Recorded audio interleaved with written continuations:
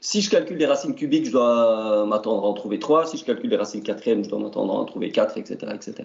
Et donc, il suffit de trouver la méthode pour obtenir ceci. Je veux donc prendre un nombre complexe, a plus b fois i. Sauf que vous avez vu qu'on ne va sûrement pas travailler avec la forme algébrique, donc je le réécris tout de suite sous la forme trigonométrique. C'est r fois 6 phi. Et je veux trouver ces racines énièmes. Donc je veux chercher des nombres complexes, que je vais noter par exemple, comment je vais noter ça d'ailleurs? Je vais noter ça U, sous une forme trigonométrique aussi, qui aura la forme S fois 6 de, alors là je vais utiliser une autre lettre grecque qui est θ, telle que, quand j'élève U exposant n, ça fait z.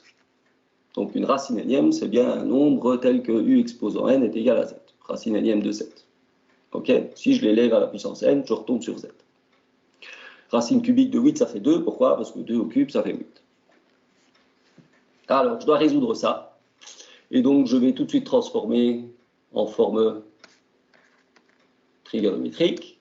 Et donc, j'aurai U exposant n qui est égal à z. Je sais maintenant, avec ce qu'on a raconté, comment je dois effectuer ceci. Ça fait S exposant n fois 6, et là je sais que je dois faire n fois θ, et ça doit être égal à r fois 6. Alors la seule manière pour que ces deux nombres complexes-là soient égaux, c'est qu'ils aient exactement le même argument et le même module. Donc le module ici doit être le même, l'argument ici doit être le même, je vais revenir tout de suite après. Il manque quelque chose à ma phrase ici quand je dis doit être le même. En tout cas ici, là, le module c'est un réel, et donc forcément, ils doivent être égaux. Donc si je cherche S, c'est bien ça que je cherche S et je cherche θ. Si je cherche S, ben S ce sera égal à quoi? Ben ce sera égal tout simplement à racine énième de R. Ok? De nouveau, si j'ai 2 au cube égale, si j'ai S au cube égal à 8, ben le S il sera égal à la racine cubique de 8, c'est-à-dire égal à 2. Là ce sont des réels, pas de problème, je calcule la racine énième de R qui est un module, qui est un nombre positif. Hein. Donc aucun problème ici. Et puis maintenant il faut que je m'attaque à ceci. Alors ceci c'est l'angle. Et je sais que l'angle, ben, évidemment, comme je calcule le cosinus et le sinus de cet angle-là, ben, je peux l'exprimer de différentes manières, c'est-à-dire que si je rajoute un tour complet, j'aurai exactement la même valeur pour le 6. D'accord? Si je fais 6 nθ ou bien nθ plus 2pi, ça revient au même. Donc ces deux angles-là, ils doivent être égaux, oui, mais à autant de tours complets près que je veux. D'accord? Et donc j'aurai nθ qui devrait être égal à phi plus 2kpi. C'est-à-dire que je peux rajouter autant de tours que je veux, et il faut que ces deux angles-là soient égaux. Ça va? Tout simplement parce que si je prends le sinus de chaque côté, ben forcément le fait d'avoir rajouté 2kpi ne changera rien, ça donnera le même sinus ou le même cosinus de la même manière. Ok? Ça va pour ce passage-ci? Oui. Parfait. C'est comme la résolution d'une équation trigonométrique, hein, où de nouveau, quand on trouve les solutions, ben, c'est à un tour complet près, ou à autant de tours, pardon, qu'on veut près. Sauf que le cas ici, ben, a priori, il appartient à Z, mais moi je sais qu'il ne me faut pas une infinité de solutions, hein, il m'en faut N. Donc on va essayer de détailler un petit peu ça.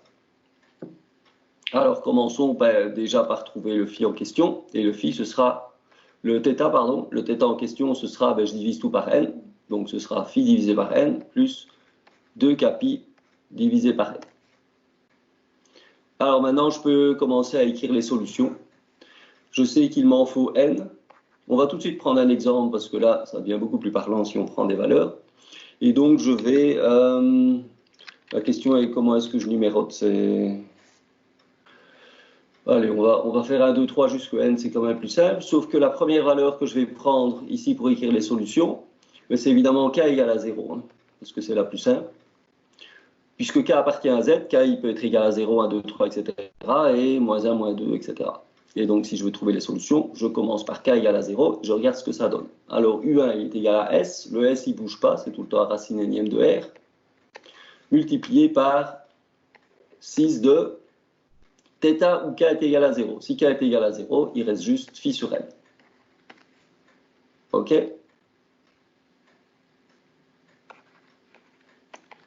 Deuxième valeur. Même chose pour le module qui ne change pas. Et la deuxième valeur sera obtenue pour k égale à 1. Et je vois qu'à chaque fois, je vais devoir rajouter ici, par rapport à la précédente, je vais rajouter 2π sur n. Et donc, j'aurai phi sur n plus 2π sur n. Voilà la deuxième. La troisième, ce sera racine énième de r fois 6. Et là, je prends k égale à 2. Et j'aurai phi sur n plus... Alors là, j'ai k égale à 2. Donc, je rajoute encore 2π sur n à ce que j'avais juste avant. C'est-à-dire que je me retrouve avec 4π sur n. Et puis, je continue. Alors, je dois continuer jusque k est égal à... Puisqu'il faut aller de U1, etc. jusqu'à UN, il faut que k, je m'arrête quand je suis à n-1. Et donc, la dernière, ce sera UN. Plus beaucoup de place pour l'écrire ici. Ce sera celle-ci. Et ce sera 6 de phi sur n plus... Et là, j'aurai 2 n-1 pi sur n. Bon, c'est là où il faut prendre des valeurs concrètes, parce que sinon, on ne voit pas très bien ce qu'on est en train de faire ici. Tout ce que je sais, c'est que si je continue encore, parce que là, je suis arrivé à n racines, j'en ai écrit n différentes déjà. Si je continue encore, je vais passer à k égale à n. Et si je remplace k par n ici dedans, ben, ça va faire 2n sur n, ça va faire 2π. Et si je rajoute 2π, ben, j'obtiens évidemment le même nombre complexe. Et donc, je retombe sur celui du départ qui est ici, parce qu'il aura le même cosinus et le même sinus que phi sur n, si je mets phi sur n plus 2π. Et donc, je tourne en rond à partir de ce moment-là. Et donc, ça veut dire que je dois bien m'arrêter à ces n racines-là. Et là, j'ai celle qu'il me faut, et j'ai tout ce qu'il faut. Le reste, je vais écrire exactement la même chose, plusieurs fois les mêmes racines. Ça va? On va tout de suite prendre un exemple. On fait un ou deux petits exemples, et comme ça, vous verrez comment ça fonctionne. J'espère que ça va pour le calcul, mais de toute façon, je refais le calcul avec les exemples. Donc. OK? Alors, qu'est-ce qu'on pourrait bien regarder? Eh bien, si on calculait les racines cubiques de 1, par exemple. Alors, si vous êtes dans les réels, racine cubique de 1, ça fait 1. Parce que 1 au cube, ça fait 1. Donc, racine cubique dans les réels, il n'y en a qu'une. Par contre, si je suis dans les complexes, je devrais en trouver 3. Alors, cherchons ces 3 racines. D'abord, il faudrait que j'écrive 1 sous sa forme trigonométrique. Est-ce que quelqu'un pourrait me donner la forme trigonométrique de 1? Quelle est sa distance à l'origine et quel est l'angle? Sa distance c'est 1 et c'est 0. Oui, donc c'est 1, 6, 0.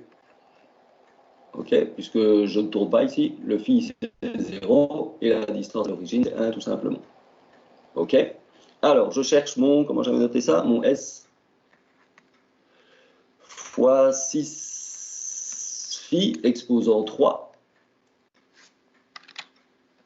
Et ça doit être égal à 6, 0. Ou 1 fois 6, 0, peu importe. Et donc j'effectue. Je retiens pas les formules, moi honnêtement, je trouve beaucoup plus facile de refaire simplement le calcul et la séparation. Ça va beaucoup plus vite, c'est beaucoup plus simple, on n'a rien à retenir. Donc j'élève au cube, et donc je sais que ça fait 6, 3 phi. Et que ça doit être égal à 1 fois 6, 0.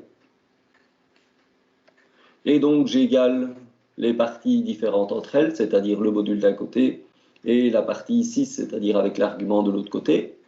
Donc pour le S, ben, j'ai S cube, là je suis dans les réels qui est égal à 1, et donc j'aurai S qui est égal à racine cubique de 1, mais racine cubique de 1 ça fait 1, dans les réels de nouveau. Et puis maintenant je dois trouver 3, oh j'aurais dû mettre θ ici, je vais changer parce que sinon je change mes notations. Zou, ça c'est un peu gros comme pour effacer. Et donc, qu'est-ce que j'avais ici? J'avais noté θ, ça n'a pas beaucoup d'importance parce que j'ai pas mis de phi à côté ici, mais enfin, je vais quand même garder les mêmes notations que ce que j'avais noté juste avant. Voilà, donc je dois chercher 3 θ, et je sais que puisque cosinus de ça est égal à, plus i sinus de ça est égal à, même chose ici, cosinus plus i sinus de 0, eh bien je sais que les deux angles 3θ et 0 sont égaux à autant de tours près que l'on veut, c'est-à-dire 0 plus 2 capi. Et maintenant, je peux calculer les différentes racines en partant de k égale à 0. Il m'en faut 3, donc je prends k égale à 0, k égale à 1, égale à 2, égale à 2, et là j'aurai les trois racines cubiques de 1. Donc j'aurai θ est égal à 0 plus 2 capi sur 3, et maintenant je vais écrire les trois racines.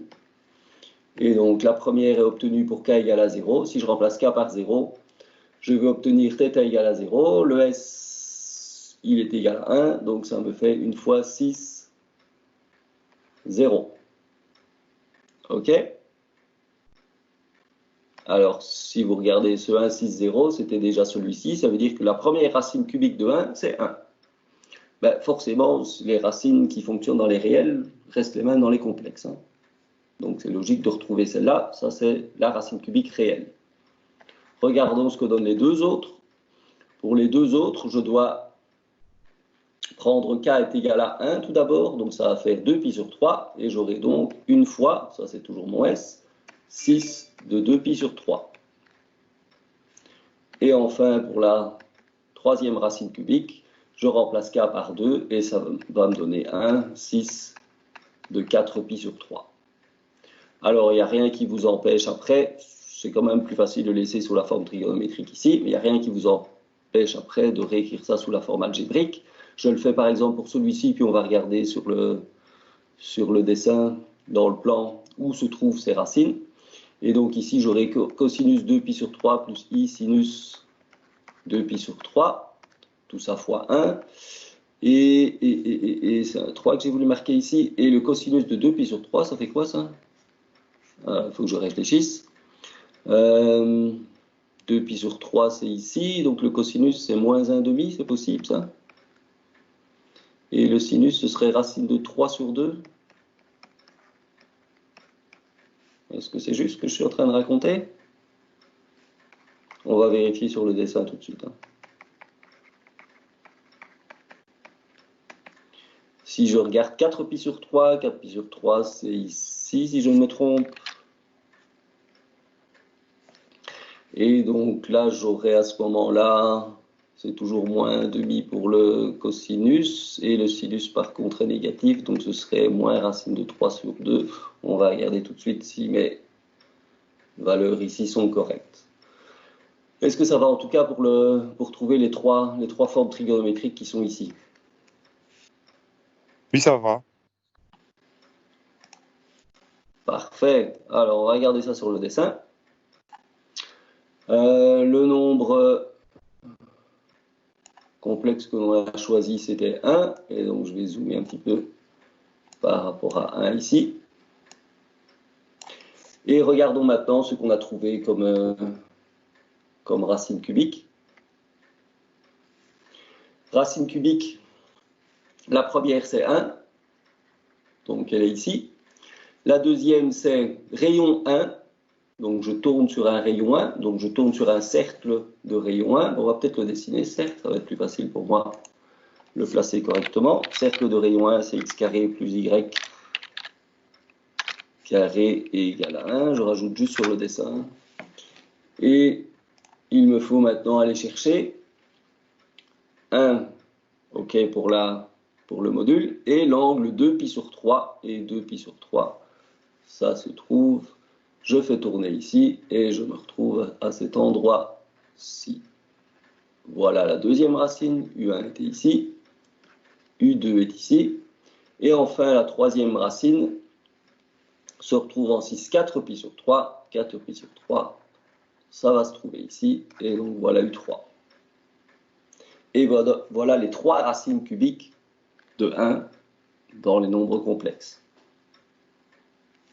Et vous pouvez vérifier mes coordonnées, je pense qu'elles sont justes, hein. C'est moins 1/2 plus racine de 3 sur 2, moins 1/2 moins racine de 3 sur 2, pour la forme algébrique. On divise le cercle en 3 parties égales, en fait.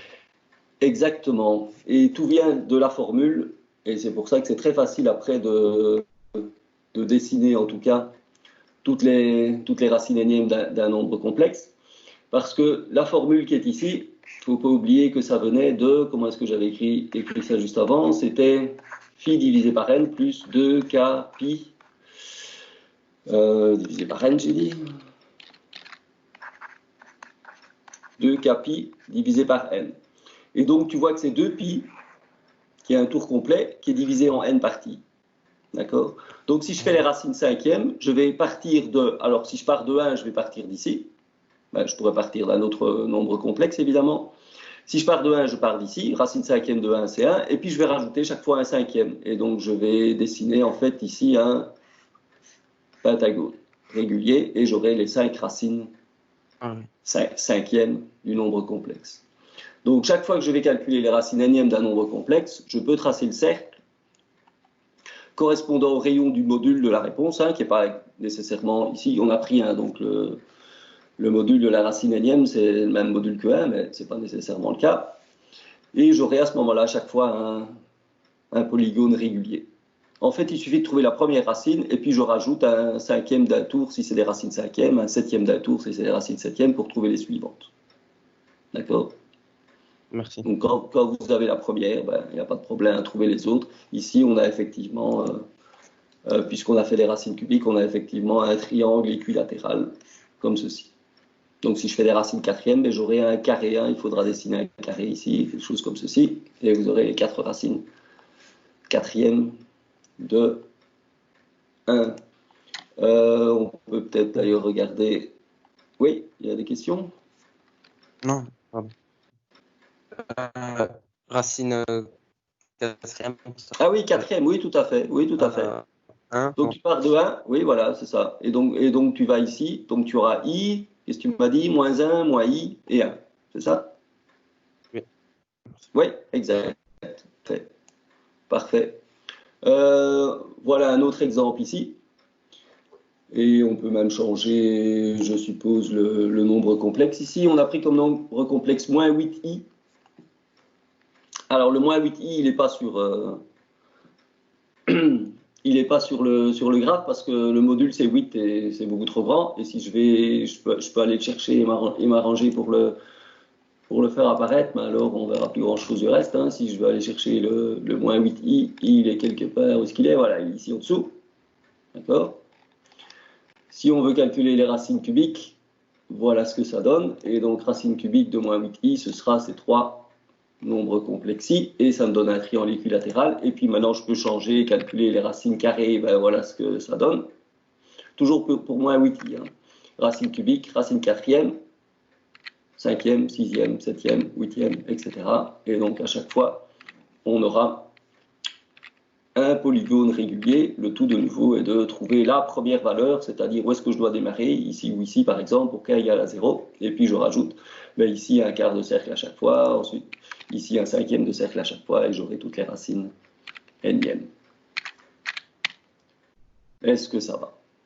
Tu cherches les racines énièmes, le module ce sera racine énième de R. Oui. D'accord? Et donc à ce moment-là, effectivement, les valeurs peuvent changer suivant le module de départ que tu as choisi. Et donc, effectivement, si je fais racine carrée de 8, voilà, j'ai le rayon. Si je fais racine cubique de 8, j'ai un rayon 2. Si je fais racine quatrième de 8, etc. etc. Okay. Et donc, effectivement, de ce point de vue-là, le cercle devient de plus en plus petit. Ce n'est que si on s'intéresse ici qu'est-ce qu'il me veut, que si on s'intéressait aux racines de 1, que là, évidemment, on restait tout le temps sur le cercle de rayon 1, mais pour un autre nombre complexe, ça n'est pas le cas. Si j'ai un 6 phi, et je vais prendre plutôt ici un cas particulier qui est 6 pi. Alors, si vous voulez savoir à quoi correspond 6 pi, plus simple encore une fois, c'est d'aller regarder, sinon vous pouvez calculer le détail, c'est d'aller regarder dans le plan où ça se trouve. Donc j'ai pris une fois 6i, donc forcément le rayon c'est 1, donc le module c'est 1, la distance à l'origine c'est 1, et je tourne de pi. Donc 6 phi en fait c'est égal à quoi? Moins 1. Moins 1. Donc je prends 1 ici, ce rayon-ci, et je le tourne de pi, et je me retrouve ici. Si vous voulez, vous pouvez toujours faire cosinus pi plus i sinus pi. Et sinus de pi, ça fait 0, et cosinus de pi, ça fait moins 1, et vous tombez sur la réponse. Alors, quand on utilise cette forme trigonométrique-là, on a cette formule-ci, et je vous la présente parce que c'est considéré par beaucoup comme la formule la plus belle en mathématiques. Et donc, la formule s'écrit de la manière suivante. Il y a plusieurs manières de l'écrire. Vous pouvez soit écrire E exposant I pi. Donc, E exposant I pi, ça n'est rien d'autre que 6 pi, hein, c'est la même chose. C'est l'écriture exponentielle. Et E exposant I pi nous donne moins 1, ce qui peut encore s'écrire de la manière suivante. E exposant I pi plus 1 est égal à 0. Voilà la formule qui est la formule d'Euler, qui est considérée comme la plus belle formule en mathématiques. Est-ce que vous ne trouvez pas ça beau? Oui, c'est très beau. Ah, merci. Pourquoi est-ce que c'est considéré comme la plus belle formule? C'est tout simplement parce qu'elle fait intervenir les constantes élémentaires en mathématiques, c'est-à-dire elle fait intervenir le 0, le 1, pi, qui sont quand même les constantes les plus connues, e, constante la plus connue, et enfin i pour les nombres complexes. Donc voilà, c'est une espèce de summum des... Alors que la formule est finalement extrêmement simple malgré tout.